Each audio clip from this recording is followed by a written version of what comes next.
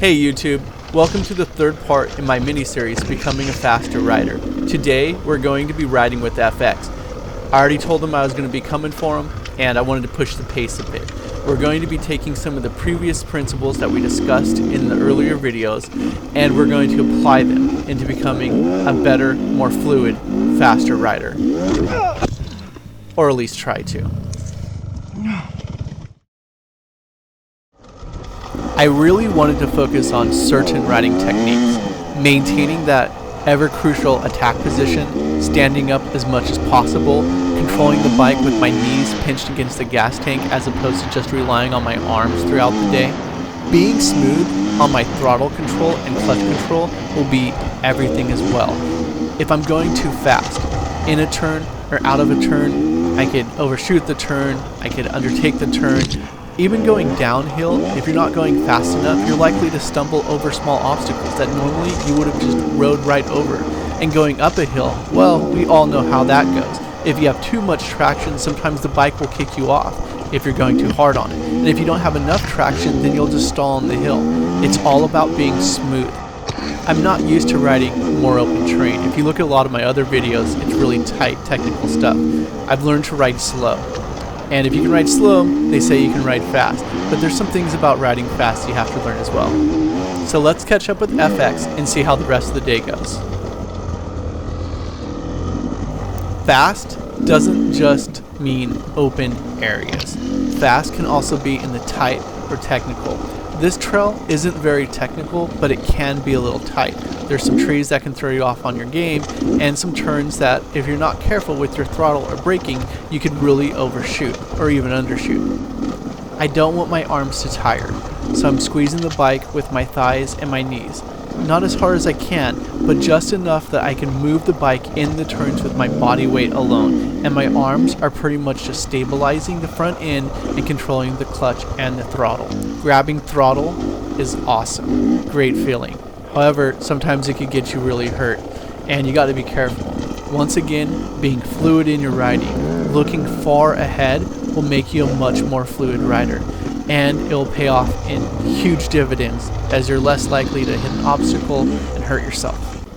Looking ahead allows you to adjust your throttle, whether you have too much, not enough, or you see a weird incline hill coming and you know you're going to have to tractor just the right amount because of all the leaves that are there, or maybe hidden obstacles. Grabbing the right amount of throttle can also let your squid buddies know that even for a Gumby like yourself, the pace is a little too slow. Throttle and RPM range has a lot to do with your gearing and where you are in it. Having the right gear at the right moment with the right amount of clutch control can drastically change how your bike handles and how fast it comes out of a turn or even into a turn. I try staying vigilantly aware of where I am in my power band and where I am in my gearing. I always keep one finger on the clutch. That way if I approach an obstacle I wasn't aware of, I can get over it. A long time ago, I saw a video by Megs Brap on YouTube. Check out her channel. And she specifically says, try staying in a higher gear. And in my opinion, she's absolutely right. Staying in a higher gear allows the bike to kind of move more freely.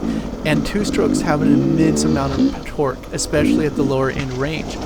And if you need to, you'll then be able to attain your power band without having to worry about downshifting to maybe get over an obstacle or move freely through an inhibited area. I try to keep my front light most of the time. I try keeping most of my traction, power, and weight distributed to the rear of the bike. If you're standing up in the attack position, it actually evens out your weight across the suspension, but not completely even. From my understanding, most of the weight will actually go to the rear tire. And the reason is you want that front tire to kind of bob and skip along. And if you do this correctly, it will almost roll over anything. Truly anything. And if you have the correct amount of power, your bike will wheelie and roll up just about anything. I know it's easier said than done, but have confidence in your bike and have confidence in your fundamentals. When I see people make mistakes, a lot of the times is because they're scared and they're apprehensive. The truth is, if they just had confidence, they would knock it out of the park. And honestly, 6 months ago, that log I just crossed in the video would have really scared me. But now, I'm actually not even really thinking about the log. I'm more worried about my technique. I want to approach the log correctly. I don't want to overshoot it because there's an obstacle directly in front of it. But I know if I give it the proper technique with the proper amount of power and clutch control, my bike will absolutely make it over that log. Sometimes going slow is going fast. There's nothing like making a dumb mistake because you're trying to hurry through an obstacle. An old school dirt bike rider recently told me that no one action will win you the race, but one terrible action can cost you the race. Although I don't race, I want to when I think I'm good enough, and I think about that wise man's words a lot when I ride. I think what it boils down to is being consistent, and that kind of goes back into being fluid. If you're not being consistent, you're not being fluid. And consistent is hitting that same exact golf shot over and over and over, and the ball landing the same way. In dirt biking, it's knowing exactly where your clutch prime location is, so you have that perfect amount of traction. Knowing exactly what gear to be in, around what turn or what straightaway. Knowing how your bike feels when it's going down something that is not very smooth, or up a hill that maybe is a little steep, or off camber. Knowing how your weight is on your bike.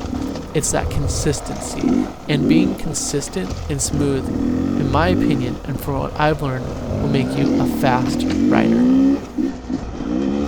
I had a great time recording these videos with FX, Aaron, Gary, and honestly, I'm very fortunate with a lot of the people I get to ride with. People I haven't even mentioned in my videos yet, I probably will later on. I have a good resource, I belong to a good club. If you are a rider and you want to become better, I really encourage you to join a local club. You'll encounter people of all different skill levels, people that may be excellent at one thing and maybe not so excellent at another thing, but more importantly, there'll be a wealth of information for you to have as a resource. 1 year, 8 months ago, I bought my first bike ever, and I was riding by myself for about a month and a half till I happened to meet a person on a dirt road that invited me to a club meeting. I took the opportunity, I got to meet people, and most importantly, better riders than myself, I mean way better riders than myself, took the time to have me come out in trails and teach me a thing or two. I am eternally grateful for those people. It honestly helped me learn so much faster, and I am where I am because of those people. So for all you great riders, excellent riders out there, remember, please take the time to do that. It really can change someone's entire riding experience. I almost gave up the sport at one time because I just thought I couldn't do it. And here I am, almost 2 years later, absolutely loving the sport. So anyways, I hope you guys really enjoyed the video, and I'll see you next time.